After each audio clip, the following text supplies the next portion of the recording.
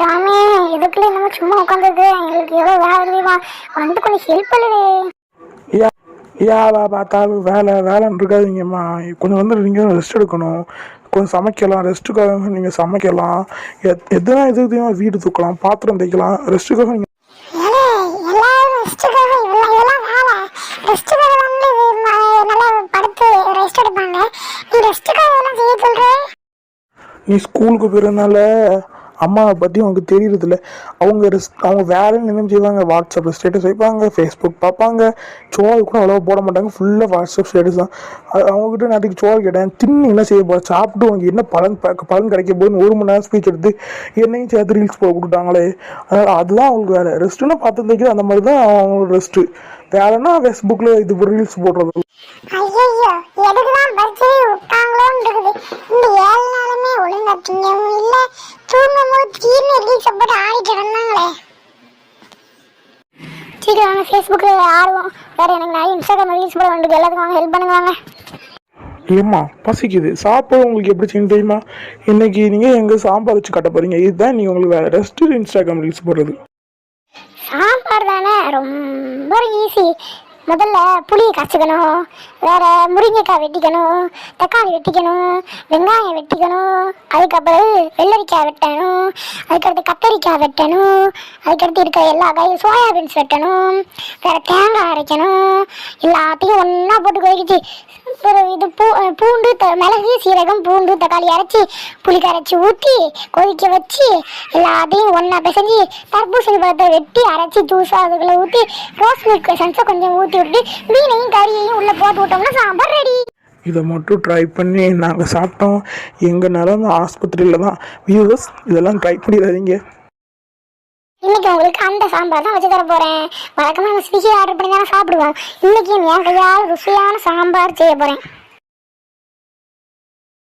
ஆமாம், அது வந்து இன்றைக்கி எங்கள் ஃப்ரெண்டுக்கு பிறந்த நாள். அதனால் என்ன பர்த்டே பார்ட்டி கொடுங்க, லஞ்ச் அங்கேயே முடிச்சுட்டு வந்துடுறோமா?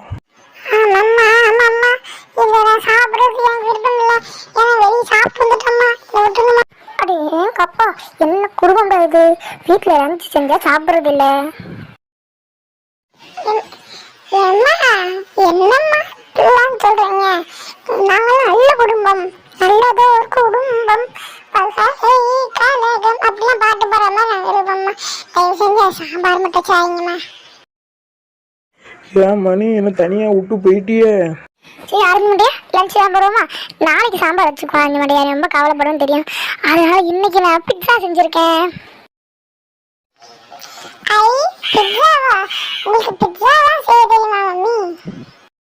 என்ன எப்படி கேட்டுட்டேன்? நான் எவ்வளோ அருமையாக பிட்சா செய்யணும் தெரியுமா? பிட்சா எப்படி செய்யணும் இன்னைக்கு நான் உங்களுக்கு கற்று தர போகிறேன். பிட்சா எப்படி தான் செய்யணும்?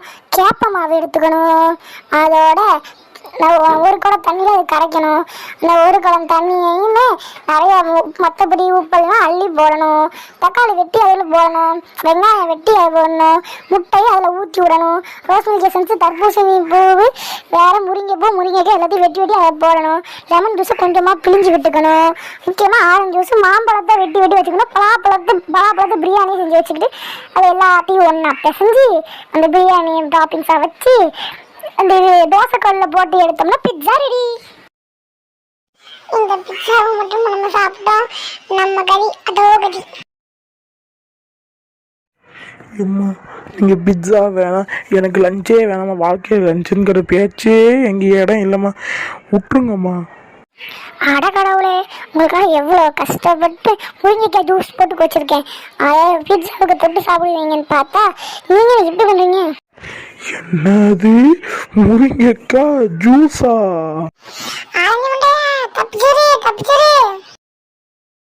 நம்ம சாப்பாடை யாரும் சாப்பிட மாட்டேங்க. சரி, நம்ம வியூவர்ஸோட அட்ரஸ் எல்லாம் கேட்டு அவங்களுக்கு கொண்டு போய் கொடுத்துட்டு வந்துடுவோம்.